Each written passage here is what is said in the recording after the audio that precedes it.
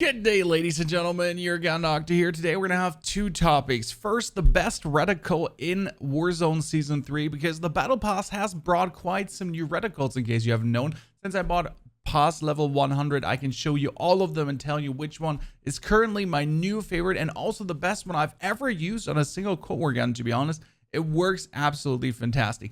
Then we're also going to be talking about the new Swiss K31, if it can actually compete stat-wise with the Kar98, but then also how does it feel? Because stats are not only the most important thing, it's also the feeling of a gun, and then draw a conclusion if it fits in the current meta or not. There's 5 new reticles that came with the Battle Pass. We have the Battleship, the Central, Tricorner, Hitbox, and Inner Fire. Let me show how all of them look in-game to you.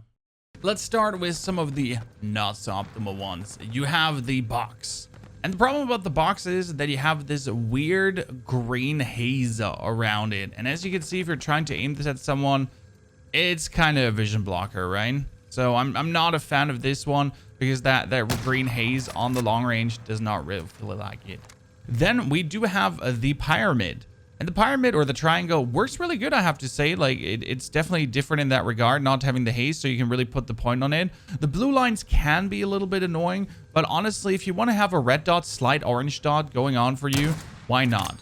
It does look fantastic, and you can see it very easily on any kind of surface, even on red itself, so it doesn't really blend out, and that's pretty good. Then we have the blue circle. The problem with the blue circle is not the blue haze around it. It's more that you shoot the inside of the dot, you don't shoot the outside of the dot.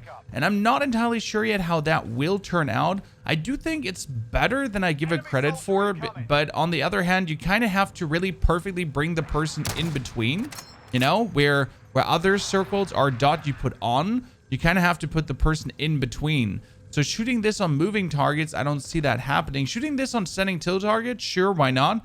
You pretty much just put it on the person, but on the moving target, being able to then find the middle point of a scope that doesn't exist, hard. Here now, on top of that, again, a dot with a slight green haze around it. I think it's going to be a problem to actually aim this one at people because the haze kind of throws you off a little bit. It's okay though, like the dot itself is really good visible, really good opacity, but really then aiming that at people, the haze is kind of throwing me off. It's making my eyes go weird. And last but not least, my favorite one, the tripod. It is a perfect blue dot. A tiny ass blue dot with black outlines. That's the most important part. Look at the black outlines, making it really visible throughout everywhere and being able to put it on any target at any time. I mean, just from a mere tracking standpoint, it just feels so good to put this on this dude. And there's nothing obstructing the view. And the black outline makes it so visible. It's just absolutely perfect. I love this one. The tripod is, for me, the absolute best reticle that has come now with the update. And it's for free in the Battle Pass for everyone. Because it's one of these free tiers that you're getting even if you don't buy the pass, as far as I understand. Because if you get the pass level 15, you get obviously the weapon. You get the pass to 31, you get the weapon. And then also, if you get the battle pass to level 28, there's also this free tier for the central reticle. So thank you, Activision, for this one, because it's absolutely fire. And yes, it does work fantastic on a lower magnification scope too, and a higher magnification scope. Been using that actually on my snap points, so my close quarter combat weapons, even though it's not necessarily necessary there, but you can easily use this also on the close quarter combat options. But for close quarter combat options, considering you're going to use the Silix Holo Scout or something like that, the other ones are actually decent too. This one, the Tricorner, works really well close quarter combat up. This one works close quarter combat up really good too. And this one, surprisingly too. I do though like the absolute field of vision that the Central grants you, and especially then for sniping too. For me, that is the absolute best reticle. You're going to see it on every single gun in every single video pretty much. Now let's talk about the Swiss K31 and how it fits in the current meta. So the gun has a decent ADS time, but the ADS time is obviously worse than the Kar98. The Kar98 is roughly at a 400 milliseconds. The K31 is at a 450 milliseconds in case you use it 4 times.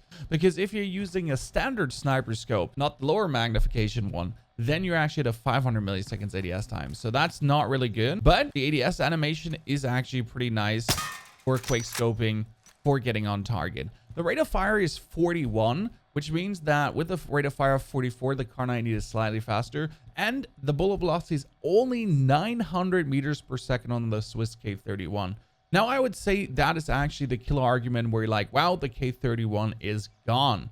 But I'll have to say, despite the stats pointing in the direction of being worse than the Kar98, the Swiss K31 still feels like a good rifle. And that's what I was talking about earlier. The mere feel of the rifle. You have good movement speed with it, so you can go around the map really fast. The ADS animation in my eyes is decent. The idle sway is extremely low. You're hovering a little bit around the middle, so that's quite nice. The recentering when holding your breath is also given, so you're always back on target. That's quite nice. And most importantly, as you've just seen, when you reload, you actually reload all the bullets, and that quite fast. Here's the one reason why I don't use the Kar98 a lot is because I want to tear my face off for every single bullet the Kar98 reloads. Every single bullet. Oh my goodness, I just want to tear my face off. But then playing a gun like this, being able to bip up, instant reload, that is what I like. Most important also, bullet velocity is not tied to bullet drop. Bullet velocity is for shooting on running targets pretty much, right? So all the guns have their certain bullet drop, and then they do have their bullet velocity, which helps shooting on running targets. So we're standing 33 meters now away, which would be a standard distance to kind of quick snipe something out like that. How it looks, so there's obviously no bullet drop on that one, right?